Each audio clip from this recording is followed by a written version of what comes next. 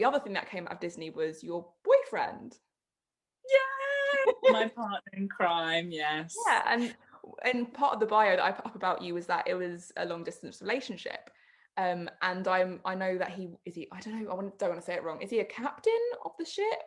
He's a bridge officer, so he's a navigation officer is also another way of saying it. Amazing. Yeah. Obviously, sometimes that means that your schedules don't always match up. And I think, is he still out at sea at the moment? He's there right now, yeah. So, but I get to pick him up in 2 weeks, 2.5 weeks. That's good. Yeah. So the question that was asked through Instagram was, what's the secret to a long distance relationship? I love it. I love it. So, right, I'm going to give the most this is probably the complete opposite. Like, I'm sure everyone's thinking it's about trust and loving each other. Like, okay, it is. But genuinely, I think giving each other grace is the most important thing you can do. What I mean by that is you're not going to be able to text and call them 24/7. You're not always going to know or be in control of what they're doing, who they're hanging out with. We let it go. If it's not a big deal to him, it's not a big deal to me. It's just, you find a way to kind of almost go with the motions of being like, find solace in the fact that, okay, we might not be able to speak for 8 hours now. You're literally floating in the middle of the ocean, but we go on. It's 8 hours. It's not the end of the world. And I think we need to allow each other. Sometimes he might not text back for a day, or I might not text back for a day. I'm busy. I've got things to do. It's just knowing that both of us have got our own lives. We're two completely separate people that just also happen to be in a relationship together. So it's definitely about just kindness and grace, because I'm not in his business. It's his business. I don't need to be, oh, who are you hanging out with? Oh, who are you talking to? Like, no, because I wouldn't like that to me. It's my own personal preference. I don't know.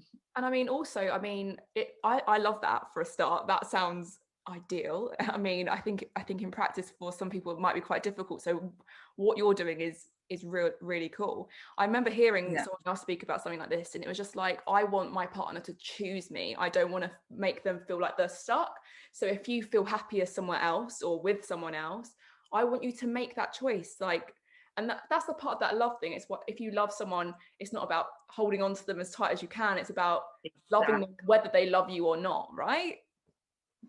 It's about every single day you wake up and that is your person that you choose. And if there ever comes a day that you wake up and that's not your person, then that's totally okay. That's part of your story. That's part of the fabric of life, and we go with it.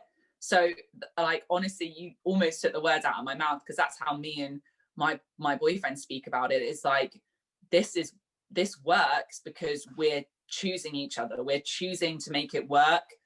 You fit in my life, I fit in your life. And don't get me wrong, we have our times where, for example, now I'm at home. My job doesn't exist on the ship, essentially, but being a navigation officer, he's essential. So for at least the next couple years, for example, worst case scenario, he could be back and forth on the ships. I'm like, okay, I want to buy a house. I want to settle down somewhere. And we have to really think about what we want, and moving forward, if what we both want is in line with each other. It's not about pushing, it's not about forcing, it's not about gripping onto it, because like, it's such a tricky one, because I know everyone's like, if you love something, you should, hold on to it. And if you've invested all this time into it, but it's like, life's too short. You have to invest. It's such a hard thing to articulate. But I think you're doing a really good job of it. And I think it makes sense to me. So if it makes sense to me, I'm hoping it makes sense to other people as well. I think that really does summarize it quite well. And it sounds like that's why it does work. And how long have you been together for now?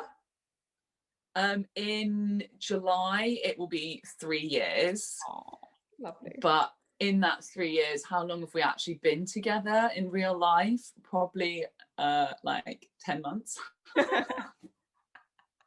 Gosh, that is so depressing. It's not the strangest relationship. I mean, no relationship is strange. I think they all have their own kind of quirks and their own kind of rules. I mean, I've met someone that was with someone for a year and they hadn't met face to face ever, but they would FaceTime every single day and that worked for them.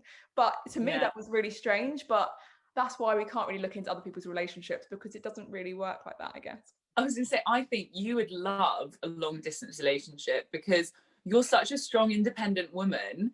It really suits women like us, honestly. Like, we've got our plans, we know what we want, we're doing our stuff. I'm literally, like I say, I'm working every single day. I'm training my clients, I'm doing all my research, I'm keeping up to date on all this science stuff. I'm seeing my friends, I'm texting, you know, all my pals, keeping a whole friendship bubble.